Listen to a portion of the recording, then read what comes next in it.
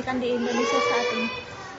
Kalau untuk penilaian kualitas pendidikan saat ini berdasarkan pengalaman ya, saya sudah mengajar hampir 3 tahun, itu menurut saya sudah lebih baik.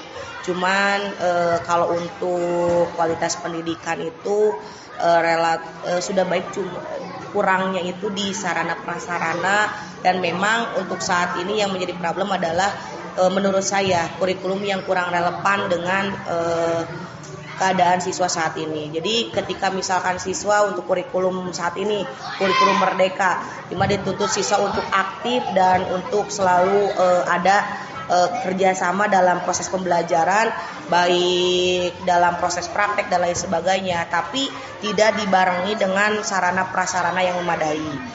Nah, dan juga untuk materi-materi yang memang terkadang tidak sesuai dengan apa yang diharuskan oleh kurikulum itu, tapi dengan keadaan sumber daya manusia yang ada di lingkungan ini kadang tidak sesuai. Itu yang mungkin menjadi kendala untuk penilaian kualitas pendidikan saat ini. Jadi yang pertama, faktor yang menjadi kurang maksimalnya pendidikan saat ini adalah kurikulum yang kurang relevan mungkin menurut saya ya, dan sarana prasarana yang memang belum maksimal itu.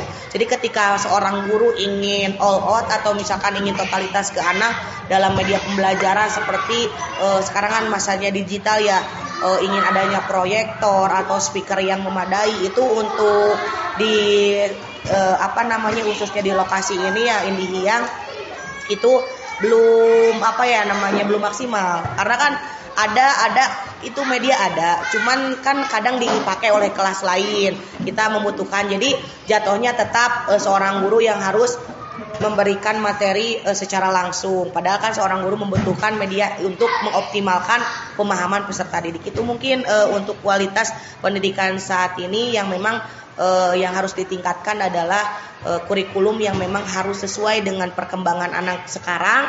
Apalagi perkembangan anak sekarang itu sebelum memasuki dunia sekolah wawasannya sudah banyak dia menerima dari luar ya, dari gadget, terus dari lingkungan sekitar yang memang sekarang mau tidak mau informasi cepat didapat oleh anak tanpa tahu apakah itu benar atau tidak. Nah itu yang harus diperhatikan supaya kualitas pendidikan kita semakin baik ke depannya gitu.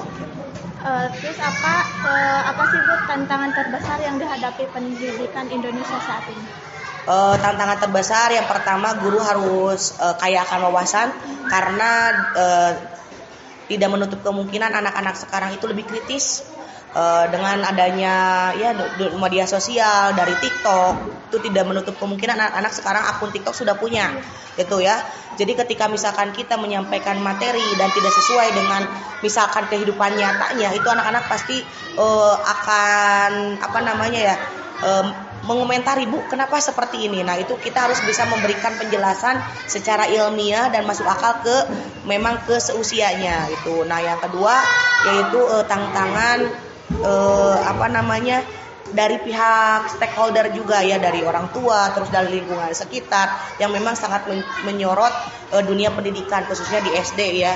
Jadi memang harus bisa memberikan pelayanan yang sangat baik. Terus karena orang tua sangat melihat, apalagi sekarang dengan tuntutan kita harus aktif juga di media sosial. Nah itu kan harus memberikan brand image yang baik juga, baik di lingkungan sekolah maupun di media sosial. Nah itulah tantangan yang dihadapi oleh guru maupun siswa. Jadi guru itu harus betul-betul wawasannya itu sangat luas untuk saat ini. Jadi jangan sampai ketinggalan info lah itulah, dan memberikan perilaku ataupun contoh-contoh yang baik. Jadi walaupun misalkan kita memberikan kebebasan kepada anak untuk mengakses media sosial, tapi kita juga memberikan contoh yang baik. Nih, bermedia sosial yang baik itu seperti ini. Karena memang karena tuntutan zamannya seperti itu. Nah itulah tantangan terbesar itu, karena media sosial yang sangat berperan penting juga yang harus kita balance dengan keadaan saat ini itulah. Terus Ibu, apa saran untuk perbaikan kebijakan pendidikan di masa depan? Kalau misalkan untuk saran, mungkin lebih diperhatikan lagi dalam ya tadi kurikulumnya, terus dalam pelatihan kepada seorang gurunya itu mungkin ya. Jadi walaupun memang sekarang zaman digital ya, ketika misalkan sekarang ya seorang guru ada aplikasi yang memang mewadahi administrasi, tapi ketika administrasi itu terlalu menumpuk, seorang guru itu kadang terlalu terbebani, itu stres. Nah, jadi memang harus dipikirkan juga. Oke, kita harus berkembang seorang guru ketika harus melakukan workshop, pelatihan dan lain sebagainya supaya anak didik kita menjadi sumber daya yang kompeten.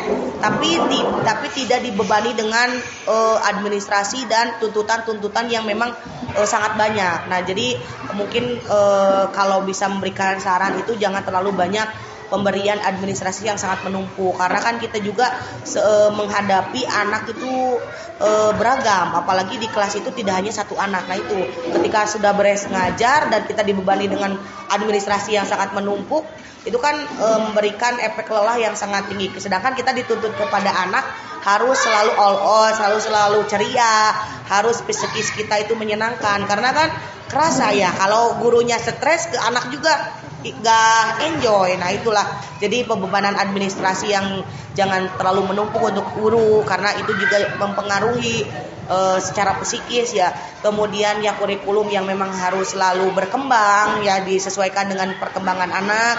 Nah terus itu mungkin sih yang bisa menjadi saran untuk perbaikan pendidikan di masa depan. Jadi ketika misalkan seorang guru sarana prasarana kurikulum bagus, insya Allah bisa memberikan atau bisa mendidik anak menjadi sumber daya yang kompeten. Itu mungkin.